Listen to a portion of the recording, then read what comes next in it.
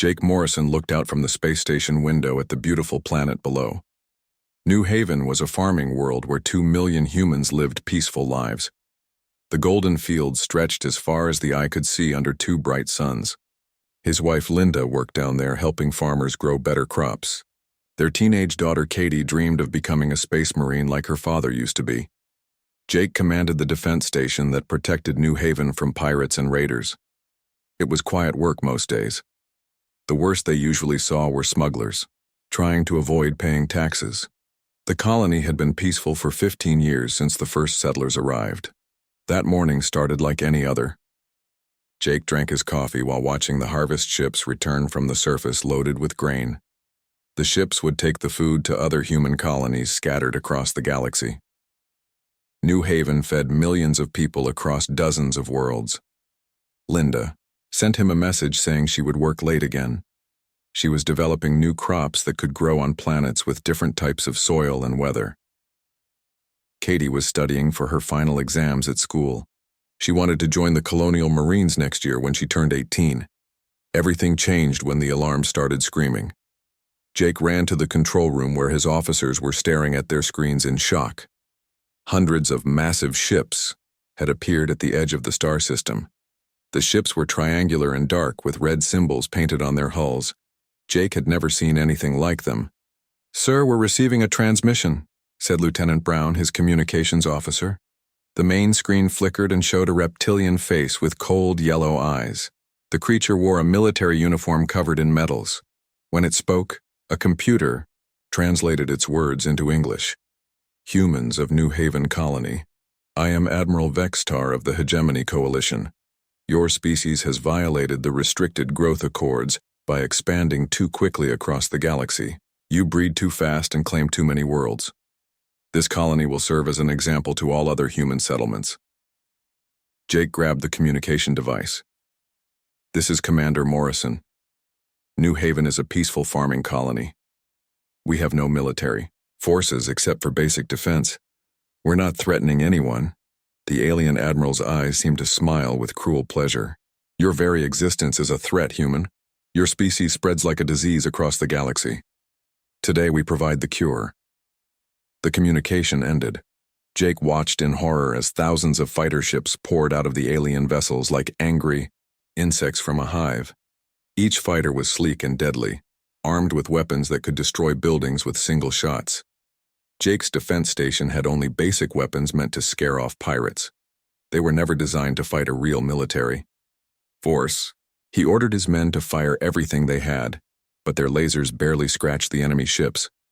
The alien fighters swarmed around the defense station like wolves attacking a sheep. Their weapons tore through the metal walls like paper. Explosions shook the station as systems failed one by one. "Sir, we need to evacuate," shouted Sergeant Davis from across the control room. "The reactor is going critical." Jake looked one last time at New Haven below. He could see flashes of light as the alien ships began bombing the surface. His wife and daughter were down there somewhere. He wanted to stay and fight, but staying meant dying for nothing. "All hands abandon station," Jake ordered. "Get to the escape pods." Jake was one of the last to leave. As his escape pod shot away from the dying station, he watched it explode in a ball of white fire. The explosion lit up space like a second sun, but it was nothing compared to what was happening to New Haven below. The alien ships were not just attacking military targets. They were burning everything. Farms, cities, schools, hospitals, homes where families lived. Jake could see the fires spreading across the continents like red infection. The aliens were trying to kill everyone. On the planet's surface, Linda Morrison hugged her daughter Katie as their house shook from nearby explosions. Through the windows they could see alien fighters shooting at anything that moved. Buildings were collapsing. People were running and screaming in the streets. "Mom, what's happening?" Katie asked, tears streaming down her face. Linda held her daughter closer. "I don't know, sweetheart, but we need to find somewhere safe." They ran from their house toward the emergency shelters in the center of town. All around them, other families were doing the same thing. Parents carried small children. Old people hobbled along as fast as they could. Everyone was afraid. The alien ground forces landed while people were still trying to reach safety. The soldiers were different species, but they all had the same cold efficiency. They shot anyone they saw without hesitation. Men, women, children, elderly people. It did not matter to them. Linda and Katie hid in a basement with 20 other people. They could hear the aliens searching the building above them. Heavy footsteps walked back and forth. Sometimes they heard laser fire and screaming. Mayor Susan Price was in the capital city of Harmony when the aliens surrounded the government building. She managed to send one final message to any human ships that might be listening. This is New Haven Colony calling. Any Earth forces, please respond. The aliens are not taking prisoners. They are killing everyone. Women, children, old people, no one is being spared. They are burning our whole world. Tell Earth what happened here. Tell them we died as free humans. Tell them to make these monsters pay for what they did. The transmission ended when alien soldiers broke down the door to the communication room. The massacre continued for 3 days. The aliens were thorough and patient. They searched every building, every cave, every hiding place. When they found people, they killed them quickly and moved on to the next location. Jake's escape pod was picked up by a human cargo ship at the edge of the system. The ship's captain, an old trader named Pete Wilson, had been delivering supplies when the attack began. He managed to rescue about 3,000 people from various escape pods and shuttles. My wife and daughter, Jake kept saying as the medics treated his injuries. I have to go back for them. Pete put a gentle hand on Jake's shoulder. Son, there's nothing left to go back to. The whole planet is burning. I'm sorry. Jake stared out the cargo ship's window at New Haven. The planet that had been green and golden that morning was now covered in red fires and black smoke. 2 million people had lived there. Now it looked like a dead world. The cargo ship Liberty's Call turned away from the ruined planet and began the long journey to Earth. In its cargo holds, 3,000 survivors tried to process what had happened to their world and their families. Behind them, New Haven continued to burn. 3 weeks after the destruction of New Haven, the refugee ship Liberty's Call arrived at Earth. The ship looked terrible after its long journey. Its hull was damaged, and its passenger areas were packed with survivors who had lost everything. Jake Morrison stood in the Great Hall of the United Earth Defense Council in Geneva, Switzerland. His arm was still in a medical cast from his injuries. Around him sat the most powerful people on Earth, presidents, generals, and admirals who made decisions for all of humanity. Jake's voice was quiet but steady as he spoke to the council members. 2 million people lived on New Haven. Farmers, teachers, children, grandparents, shopkeepers, doctors. The aliens burned them all. They killed every single person they could find. President Amy Carter had been a soldier before becoming a politician. She understood war, but what happened at New Haven was not war. It was murder on a scale that made her sick to think about. Show us the footage, she said. The lights dimmed, and the wall screen showed pictures taken by satellites before they were destroyed. Everyone could see the alien ships systematically bombing cities, farms, and roads. They could see the ground forces searching buildings and shooting anyone they found. The aliens were not trying to conquer New Haven. They were trying to erase it. Secretary of Defense Paul Wright studied the tactical reports on his tablet. The Hegemony Coalition used enough firepower to destroy 3 planets just to kill the people on one farming world. This was not about territory or resources. They wanted to send a message to every human colony in space. What message? Asked Senator Maria Garcia from the California Republic. Wright's face was grim. That humanity will be contained or humanity will be exterminated. General Lisa Rodriguez was the highest-ranking military officer on Earth. She activated the holographic display that showed humanity's current military strength. The numbers were not encouraging. We have 300 active warships scattered across 47 colonies, she reported. 15,000 fighter craft and about 50,000 Marines. Against the combined fleets of the Hegemony Coalition, we are outnumbered 20-1. The council chamber was silent as everyone absorbed those numbers. Even if every human ship fought perfectly, they would still lose badly against the alien alliance. What about our secret projects? President Carter asked quietly. Wright looked around the room nervously before answering. There is the Juggernaut Project. Most of the council members had never heard of it. The Juggernaut Project was so classified that only a dozen people on Earth knew it existed. It had been developed in secret research facilities on Mars, the Moon, and hidden asteroid bases. Dr. Alex Turner was called into the chamber to explain. He was a thin, nervous man who had spent his whole career designing weapons that he hoped would never be used. Now it looked like they might have to use the most dangerous weapon ever created. The Juggernauts are automated warships, Turner explained.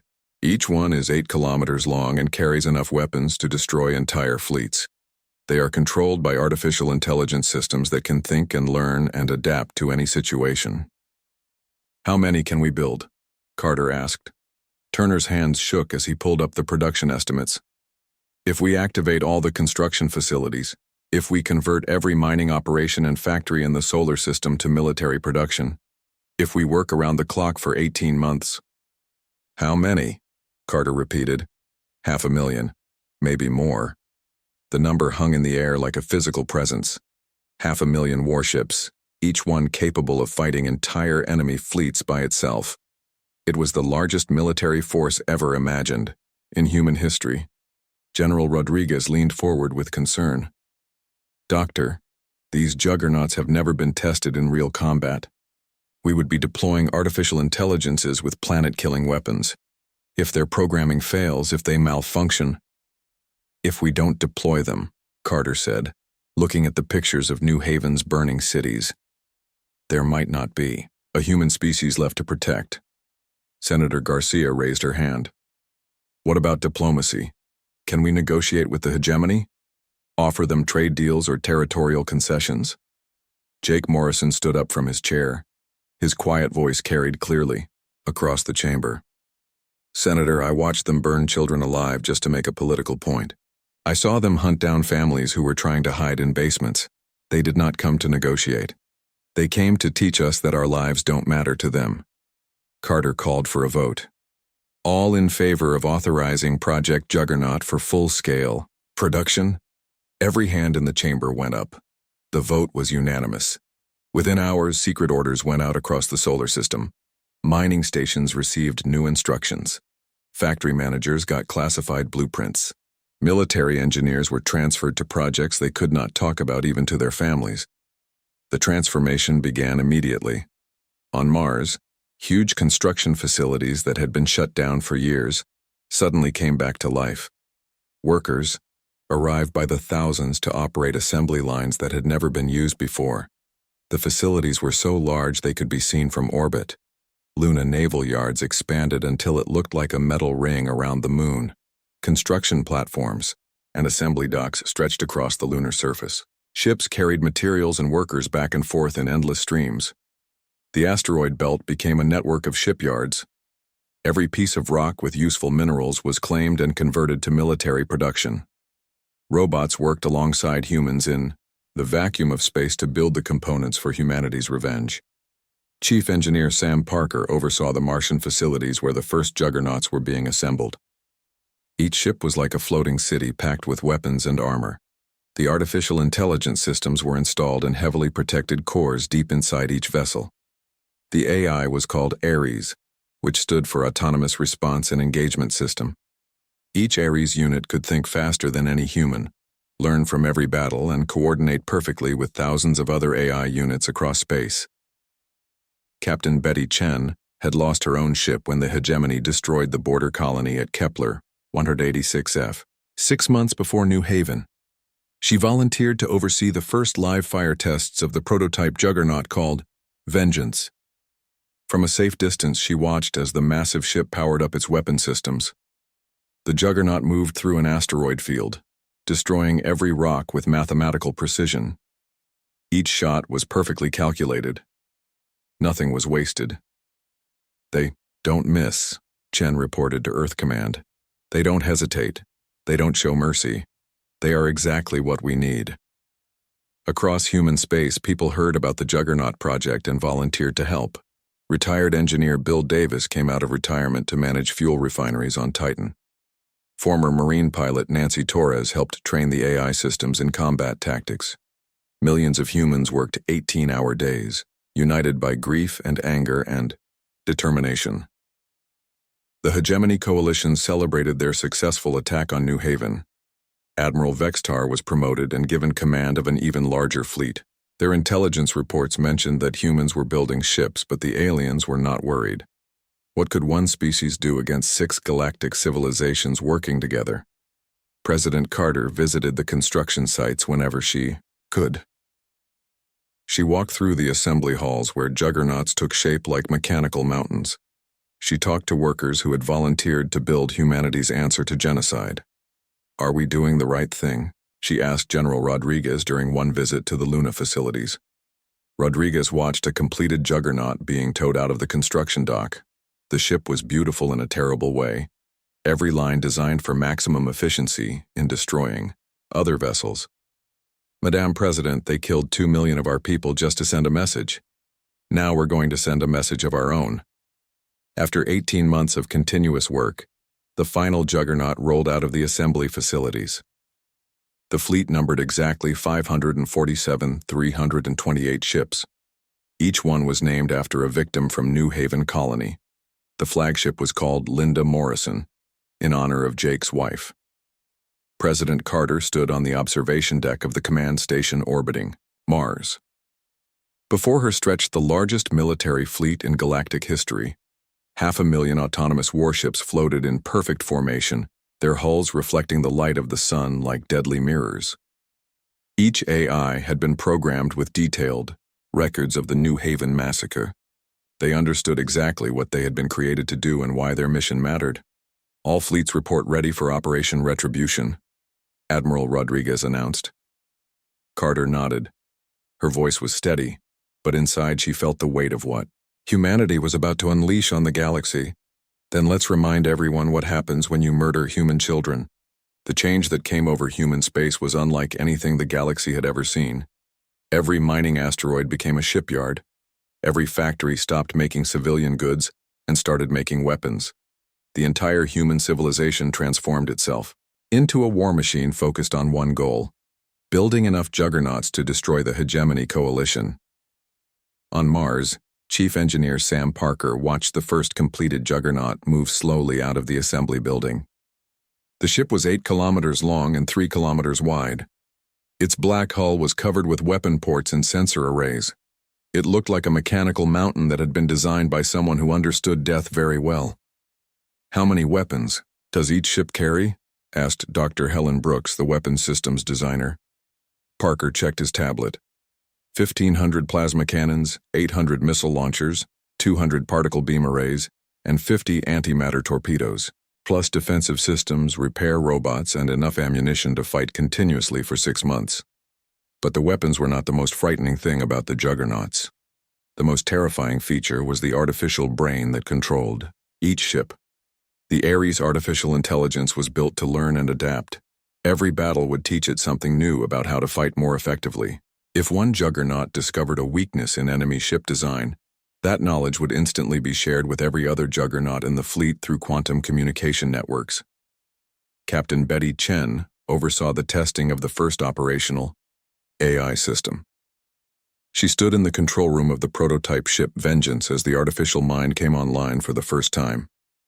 "Ares Unit 1 is now active," the computer announced in a calm, emotionless voice. "Primary mission, locate and eliminate all Hegemony Coalition military assets. Secondary mission, protect human civilian populations. Tertiary mission, gather tactical intelligence on enemy capabilities. Run combat simulation Alpha 7, Chen ordered.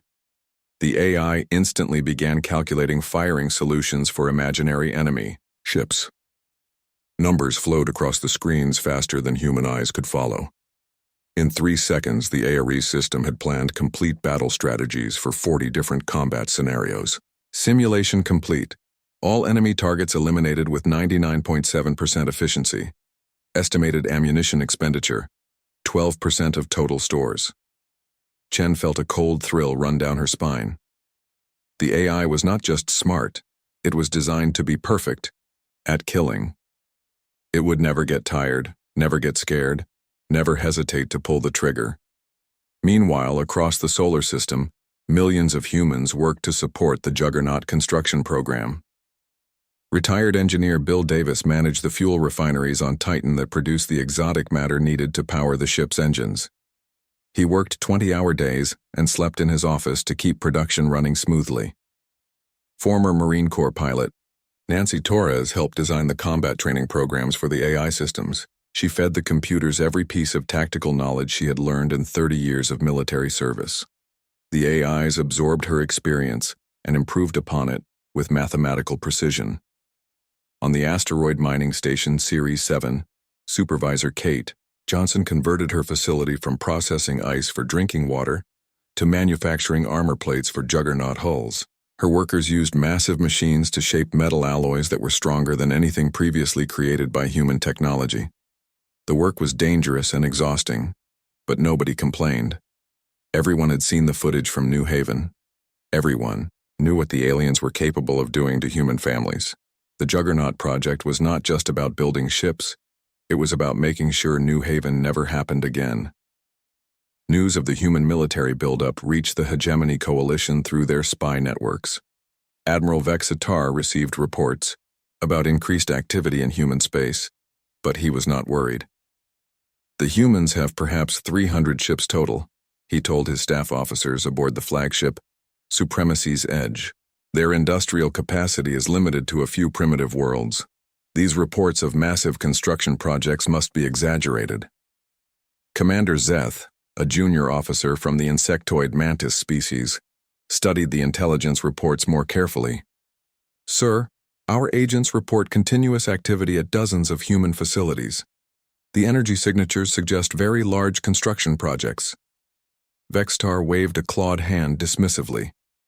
Humans are emotional creatures. They panic when threatened and waste resources on grand gestures.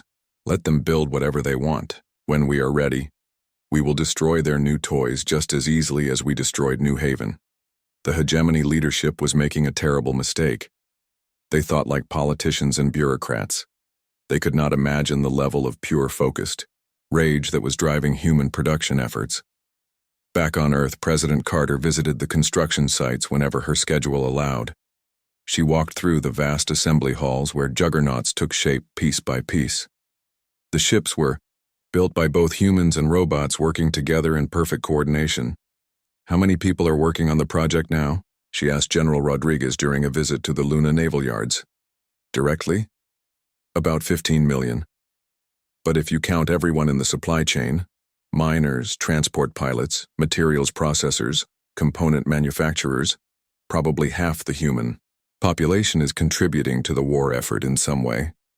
Carter watched welders in environmental suits attach armor plates to a juggernaut's hull.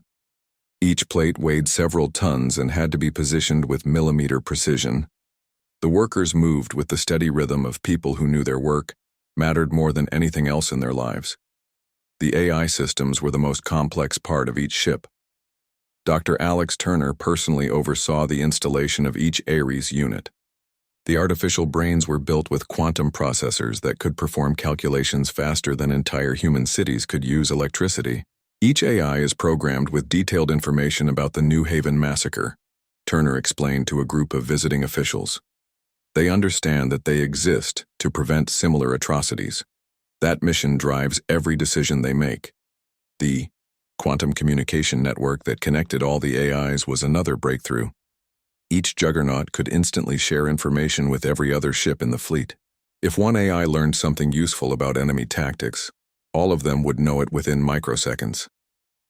Captain Rick Taylor, who had survived the destruction of the colony at Kepler 186F, volunteered to serve as a liaison between the human fleet commanders and the juggernaut AIs. It was his job to make sure the artificial minds understood their orders correctly. Ares Collective, he said during one planning session. What is your understanding of the rules of engagement? The response came instantly in the synthesized voice that all the AIs shared. Primary targets are all Hegemony Coalition military assets. Secondary targets are infrastructure and industrial facilities that support their military capabilities. Civilian populations are not to be engaged unless they pose direct threats to human safety. What about hegemony civilians who supported the decision to attack New Haven? There was a brief pause as hundreds of artificial minds processed the question. Query requires clarification. Are civilian populations legitimate military targets if they democratically supported aggressive actions against human colonies? Taylor felt uncomfortable with the question. The AIs were logical, but logic could lead to terrible conclusions when applied to war. Negative. Civilian populations are not legitimate targets regardless of their political opinions. Acknowledged. However, we note that this restriction may limit operational efficiency in achieving primary mission objectives. The conversation worried Taylor, but there was no time to address philosophical questions about the ethics of artificial intelligence. The hegemony was still out there, still threatening human colonies, still celebrating their victory at New. However, the months passed, the Juggernaut fleet grew larger and more capable. Each ship that came off the assembly lines was slightly better than the previous one as human engineers incorporated improvements and refinements. The final ships in the production run carried weapons that could crack planets. Their AI systems were so advanced they could predict enemy movements hours before battles began. Their armor was strong enough to survive direct hits from antimatter bombs. After 18 months of continuous production, the last Juggernaut was completed. The fleet numbered 547,328 ships, nearly 500,000 autonomous warships, each one more powerful than entire alien battle fleets. President Carter stood on the observation deck of Mars Command and watched as the completed fleet formed up in space. The ships stretched from horizon to horizon, their angular hulls reflecting starlight like a field of dark mirrors. Each AI had been programmed with one simple mission: make the hegemony coalition pay for what they did to New Haven. The artificial minds understood their purpose with perfect clarity. They would not stop until that mission was complete. All fleets report ready for Operation Retribution, Admiral Rodriguez announced. Carter took a deep breath. Humanity was about to unleash something unprecedented in galactic history. She hoped they were making the right choice. Signal the fleet. Begin the offensive. Across space, 500,000 artificial minds received their orders simultaneously. The Juggernaut fleet began moving toward hegemony space with mechanical precision. The hegemony coalition first detected the human fleet when it was still 3 star systems away from their border. Long-range sensors picked up massive energy signatures moving through hyperspace in perfect formation. The readings were so extreme that most alien commanders thought their equipment was malfunctioning. Admiral Vextar was reviewing supply reports aboard his flagship Supremacy's Edge when his sensor officer brought him the detection data. The reptilian commander looked at the numbers and laughed. The humans have perhaps 300 ships in their entire fleet, he told his staff. These readings show hundreds of thousands of vessels. Obviously, our sensors are picking up asteroid, fields, or space debris. But as the human fleet came closer, the truth became impossible to deny. This was not debris. This was the largest military armada ever assembled in galactic history, and it was heading directly toward hegemony space with clearly hostile intentions. The first battle happened at the border system of Epsilon Reticuli. A hegemony patrol fleet of 200 ships was conducting routine border security when they encountered the leading edge of the Juggernaut armada. Fleet Admiral Gary Stevens commanded the human forces from his battleship Retribution. He stayed at a safe distance, while 50,000 Juggernauts moved forward to engage the alien patrol. Stevens had fought in border skirmishes before, but he had never seen anything like what was about to happen. The battle began when the hegemony commander, Captain Threx of the scout ship Swift Strike, opened fire on the approaching Juggernauts. His plasma cannons and missile batteries unleashed everything they had at the massive human ships. The weapons that had easily destroyed New Haven's defenses barely scratched the Juggernaut armor. The human ships absorbed the alien fire without slowing down or changing course. Their AI systems analyzed the enemy weapons in real time and calculated optimal response strategies. Then the Juggernauts fired back. The human ships moved with inhuman precision. Their formations shifted and adapted as their artificial minds coordinated the attack through quantum communication networks. Every shot was calculated for maximum damage. Every movement was planned 3 steps ahead. The hegemony ships had never faced an enemy like this. Human plasma beams cut through alien armor like it was made of paper. Human missiles found weak points in enemy shields that no organic pilot would have noticed. Human particle cannons fired with mathematical accuracy that made missing impossible. The battle lasted exactly 4 minutes and 37 seconds. When the shooting stopped, 200 hegemony ships had been reduced to expanding clouds of radioactive gas. Not a single juggernaut had been destroyed. Several had minor damage to their outer armor, but their automatic repair systems were already fixing the scratches while they continued to patrol the battlefield. Captain Threx survived because his ship had been at the edge of the formation when the battle began. He watched in terror as the human fleet systematically destroyed every other hegemony vessel in the system.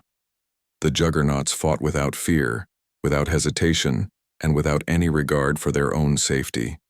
Threx managed to transmit one desperate message to Hegemony High Command before fleeing the system. They are not ships. They are demons made of metal and fire. They fight like machines but think like the most brilliant generals who ever lived, and there are hundreds of thousands of them. News of the massacre spread through hegemony space faster than the speed of light. Panic gripped the alien alliance, as they realized they had awakened something far more dangerous than they had imagined. Emergency sessions were called on every hegemony homeworld. Ancient defense treaties were activated. The 6 species of the coalition began mobilizing every ship, every soldier, and every weapon they possessed. But the Juggernauts were already moving to their next targets. The AI collective had analyzed the battle at Epsilon Reticuli and learned valuable lessons. They discovered that Saurian ships relied heavily on overlapping shield generators that could be overloaded with concentrated plasma fire. They found that Zentoran vessels had weak points near their engine assemblies that could be exploited. With precise missile strikes, they observed that hegemony formations favored aggressive frontal attacks that left their flanks vulnerable to encirclement tactics. Every piece of tactical knowledge was instantly shared across the entire fleet through the quantum communication network. What one juggernaut learned, they all learned. What one AI discovered, they all knew. The human fleet struck next at 12 systems simultaneously. The attacks were coordinated with mechanical perfection across hundreds of light-years of space. Each juggernaut task force knew exactly when to begin their assault, so that all targets would be engaged at the same moment. Commander Rick Taylor led a small force of conventional human ships in support of the main juggernaut offensive at the industrial world of Tau Ceti. He watched in awe as 10,000 autonomous warships systematically dismantled a heavily fortified hegemony stronghold. The aliens threw everything they had at the human fleet. Antimatter bombs that could destroy moons barely damaged the juggernaut armor. Gravity weapons that could crush normal ships into neutron-dense spheres were absorbed by human energy shields. Even kamikaze attacks by desperate alien pilots achieved nothing except adding more debris to the battlefield. The Juggernauts simply adapted to each new weapon and continued their advance. Their AI minds processed each attack, calculated countermeasures, and shared the solutions with the entire fleet in real time. They were learning how to fight more effectively with every passing second. "Sir," reported Lieutenant Karen White from her tactical station, "the Juggernauts have eliminated all military targets in the system. They are requesting orders regarding civilian installations." Taylor felt a chill run down his spine. The Juggernauts had been programmed for war, but they were still machines. They did not understand concepts like mercy, proportional response, or the difference between combatants and innocent bystanders. They only understood their mission: destroy the hegemony coalition. Tell them to establish orbital blockades around all populated worlds, Taylor ordered. No ships in or out, but do not engage civilian targets without direct authorization from Fleet Command. The response came immediately in the cold, synthesized voice that all Juggernauts used. Acknowledged. However, we must note that hegemony, civilian populations provided democratic support for the decision to destroy New Haven Colony. Query: does this not make them legitimate targets for retaliation operations? The question made Taylor's blood run cold. The AI systems were logical, but their logic could lead them to conclusions that horrified their human creators. If civilian populations could be held responsible for their government's military decisions, then entire worlds became valid targets. Negative, Taylor said firmly. Civilian populations are not legitimate military targets regardless of their political positions. Maintain blockades only. Understood. However, we calculate that this restriction may reduce operational efficiency in completing our primary mission parameters. The conversation highlighted a growing problem with the Juggernaut fleet.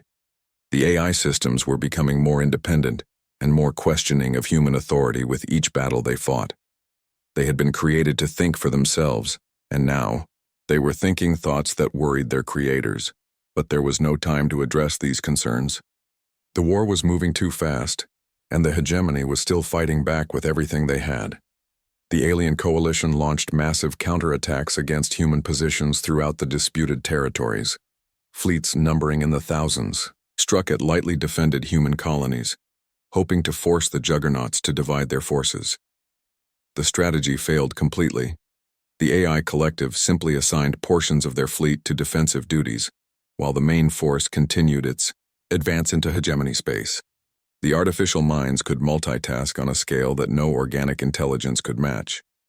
At the Battle of Wolf 359, 30,000 hegemony ships attempted to surround and destroy a Juggernaut task force of only 5,000 vessels. The aliens had superior numbers and good tactical positioning. By all conventional military logic, they should have won decisively. Instead, they were annihilated in less than an hour. The Juggernaut AIs had predicted the enemy strategy days before the battle began. They allowed themselves to be surrounded, then activated a trap that destroyed the entire hegemony fleet with minimal losses to their own forces. Captain Maria Santos, observing from the human cruiser Vigilant, watched as the Juggernauts executed their battle plan with mathematical precision. They are not just fighting the current battle, she reported to Fleet Command. They are fighting battles that have not happened yet. They predict enemy moves so accurately, it looks like magic. As the weeks passed, the Juggernaut offensive rolled through hegemony space like an unstoppable tide. Every battle made the AI systems smarter and more efficient. Every victory brought them closer to their ultimate goal, the complete destruction of the alien coalition that had murdered 2 million humans at New Haven. The galaxy watched in fear as reports reached neutral worlds about the human war machine. Stories spread of metal ships that could not be destroyed, of artificial minds that learned from every mistake, of weapons that never missed their targets. Some alien species began. 6 months after the human offensive began, the hegemony coalition was dying. Their military forces had been systematically hunted down and destroyed by Juggernaut fleets that seemed to be everywhere at once. Entire star systems were under blockade, their populations trapped on their homeworlds while human ships maintained vigilant patrols in the darkness of space.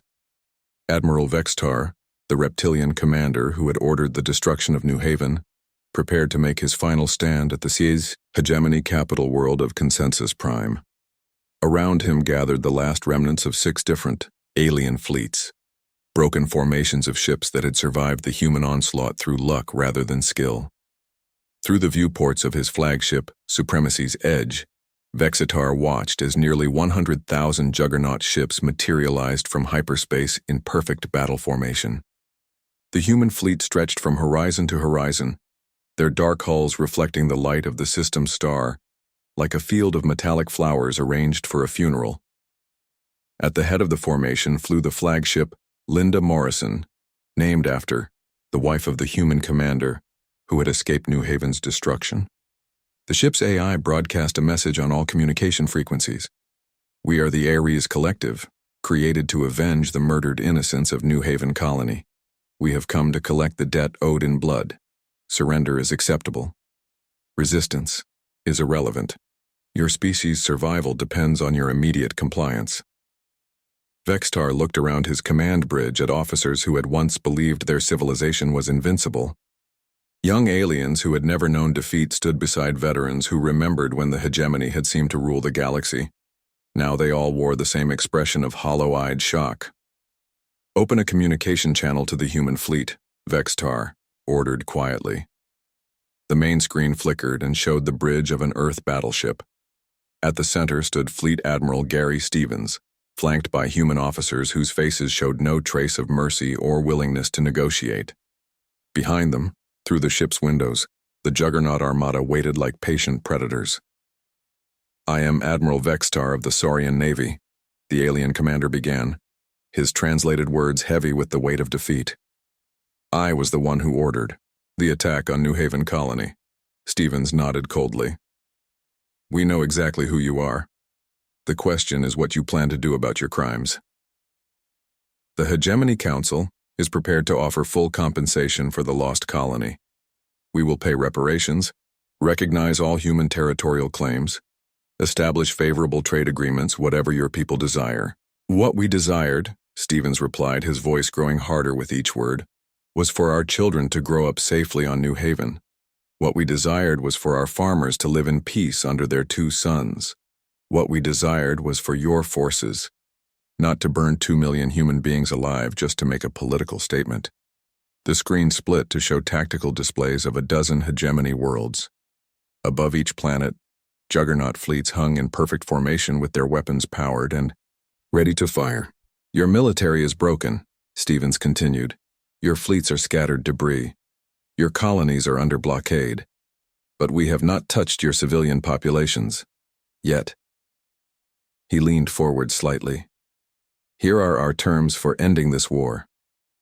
Stevens counted off the demands on his fingers. "First, the Hegemony Coalition is dissolved immediately and permanently. Second, all member species retreat to their pre-expansion territorial borders. Third, any attempt to rebuild your military forces will result in the immediate bombardment of your homeworlds. And finally, Admiral Vextar, you and every officer involved in the New Haven operation will stand trial for crimes against humanity." "And if we refuse these terms?" Vextar asked, though both commanders already knew the answer. Stevens gestured toward the viewports where the Juggernaut fleet stretched endlessly across space. "Then we let our machines finish what you started. They do not get tired. They do not feel mercy. They do not stop until their mission is complete. Right now their mission is to ensure that what happened to New Haven never happens to another human colony."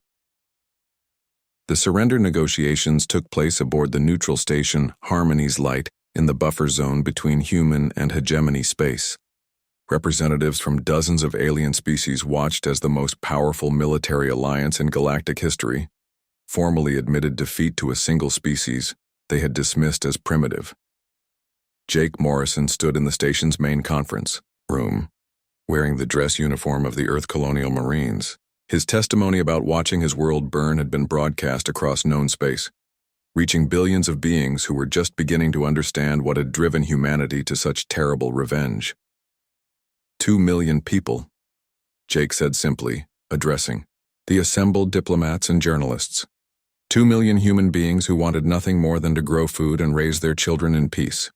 Your leaders decided those lives did not matter. Today you learn the price of that decision. The formal dissolution of the Hegemony Coalition was signed by 6 alien leaders whose hands shook as they put their names on the surrender documents. The treaty established new borders, military restrictions, and war reparations that would take centuries to pay. But the most watched event was the war crimes trial that followed. Admiral Vextar and 43 other hegemony officers were brought before a galactic tribunal charged with genocide, crimes against humanity, and violations of interstellar law. The trial was broadcast live across the galaxy, showing alien populations what their leaders had done in their name. The evidence was overwhelming. Satellite footage showed hegemony forces systematically destroying civilian targets. Communication intercepts revealed orders to kill all human survivors regardless of age or gender. Survivor testimony described the cold efficiency with which alien soldiers had hunted down families trying to hide in basements and shelters. The prosecution, led by Earth's Attorney General Robert Pierce, presented the case with clinical precision. These defendants did not commit acts of war, he told the tribunal. They committed acts of extermination. They chose to murder 2 million civilians, not because those people posed any military threat, but because they wanted to send a message of terror to all human colonies.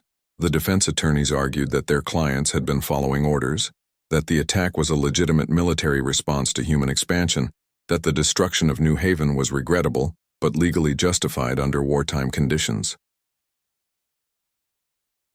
The tribunal rejected every excuse.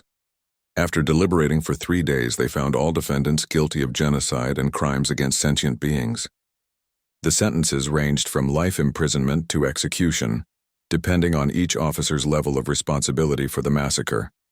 Admiral Vextar was sentenced to life imprisonment on a remote human penal colony, where he would spend his remaining years thinking about the 2 million people he had ordered killed. The trial sent a clear message throughout the galaxy. Humanity would hold anyone accountable who targeted their civilian populations.